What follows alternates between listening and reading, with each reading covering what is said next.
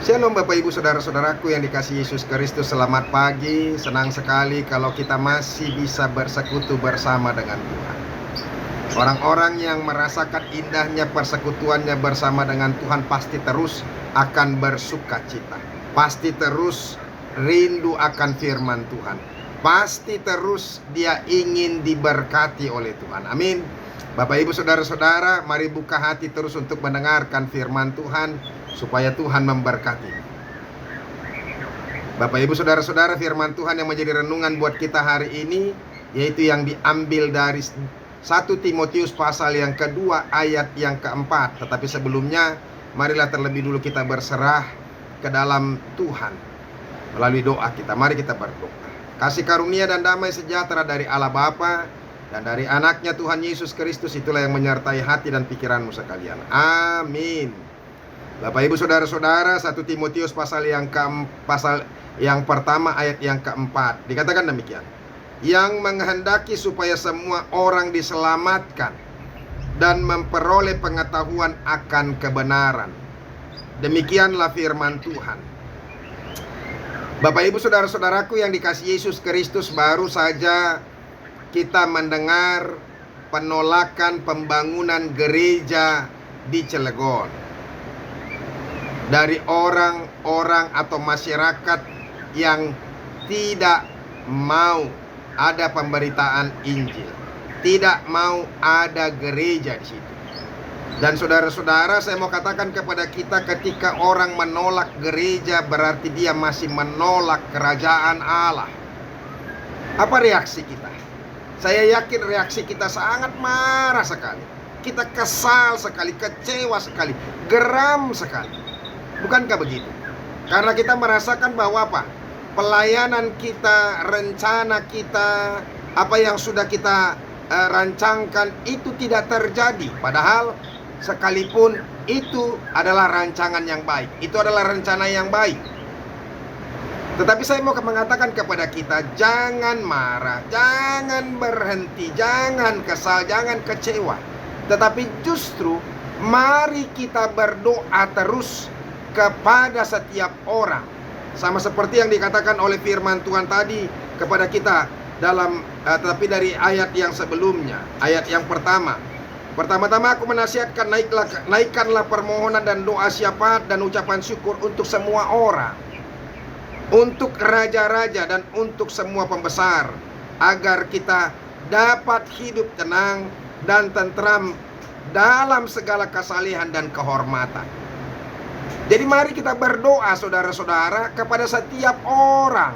Ingat, kepada setiap orang. Juga kepada raja-raja, untuk semua pembesar-pembesar. Artinya kepada apa? Pemerintah, kepada penguasa yang memiliki hak untuk apa? Mengambil keputusan di tengah-tengah kehidupan masyarakat ini. Kita harus berdoa buat mereka.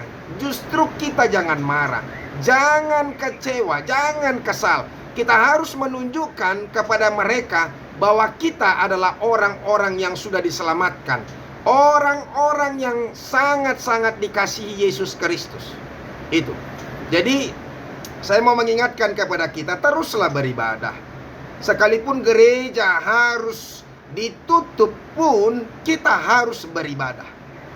Ibadah orang percaya itu tidak tergantung kepada tempat. Saya mau ingatkan kepada kita sekali saudara-saudara, supaya setiap orang ketika gerejamu ditutup, bahkan ketika gerejamu dibakar, biarlah gereja itu boleh dibakar, biarlah gereja itu ditutup. Tapi hati, cinta kita, iman kita tidak akan bisa ditutup, tidak akan bisa dibakar. Bahkan ketika kita melihat situasi yang seperti itu, justru kita semakin semangat, justru kita semakin terus berdoa. Itu yang perlu kita lakukan saudara-saudara kepada setiap orang-orang. Dan mulai hari ini saya mau mengingatkan kepada kita bahwa jangan terlalu berpikir normatif, ya. Percayakah kita bahwa Tuhan melihat kita? Percayakah Tuhan melihat situasi ini? Dan Tuhan mau supaya melalui kita orang yang sudah diselamatkan, kita juga bisa menyelamatkan orang lain. Melalui kita, orang-orang yang masih belum bisa melihat kerajaan Allah, belum bisa melihat keselamatan melalui Kristus Yesus, yang masih mata rohaninya tertutup, maka disitulah kita harus berdoa buat setiap mereka. Supaya apa? Supaya bisa mereka melihat kerajaan Allah, mereka bisa merasakan kerajaan Allah, mereka juga bisa mengalami kerajaan Allah sedang berada di tengah-tengah mereka. Persoalannya hanya soal apakah mereka sudah melihat kerajaan Allah itu. Nah, Bapak Ibu saudara-saudara, ini menjadi tugas kita, orang-orang yang percaya. Coba lihat Rasul Paulus, ketika dia masih buta mata rohaninya, ketika dia masih belum melihat kebenaran Kristus, keselamatan melalui Injil itu, melalui salib itu, dia adalah orang-orang yang membenci kekristenan. Dia adalah orang-orang yang membenci orang-orang yang percaya, pengikut-pengikut Kristus. Tapi lihat, ketika dia dijamah, ketika matanya terbuka, ketika imannya juga bisa melihat dan merasakan kerajaan Allah itu hanya ada di dalam Kristus Yesus, maka dia adalah orang yang paling gigih untuk memberitakan Injil. Makanya jangan kesal, dan jangan justru kita menunjukkan kemarahan, kekecewaan, kebencian kepada mereka. Inilah tugas kita, bagaimana supaya kita berdoa kepada setiap orang. Itu yang pertama, saudara-saudara. Yang kedua, bersyafaatlah bagi dunia agar kuasa dan keadilan Allah itu bisa dinyatakan. Itu. Bersyafaatlah juga bagi pemimpin-pemimpin, supaya setiap pemimpin-pemimpin itu juga bisa memimpin dengan hikmat, dengan bijaksana, dengan melihat terang dari Tuhan. Sehingga ketika mereka memimpin, mereka memakai terang dari Allah itu untuk memimpin kepada masyarakat yang benar-benar merasakan sukacita, damai sejahtera, dan orang-orang yang diberkati oleh Tuhan. Itu. Makanya berdoa syafaatlah terus.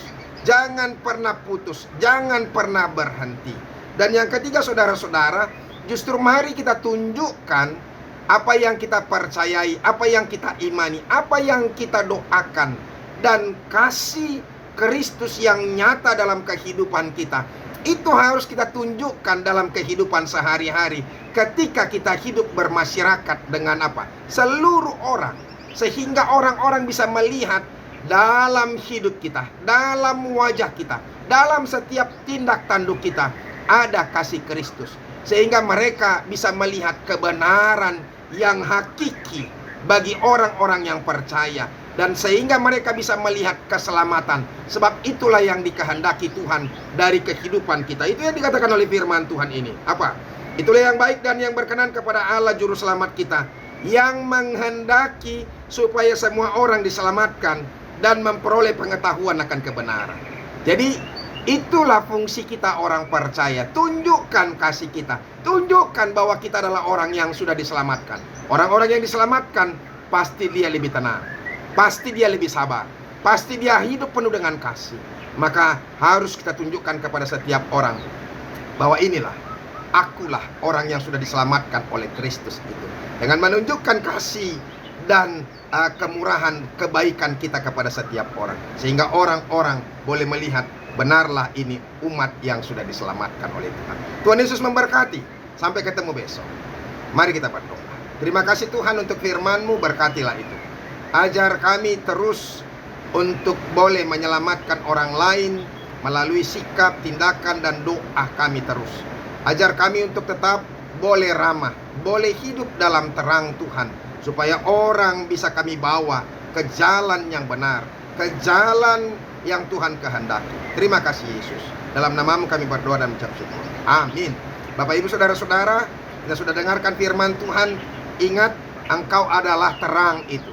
Sehingga ketika kita hidup dalam Yesus Kristus, orang bisa melihat terang itu ada dalam kehidupan kita. Sehingga orang boleh kita arahkan kepada jalan kebenaran dan keselamatan. Tuhan Yesus memberkati. Sampai ketemu besok. Salam.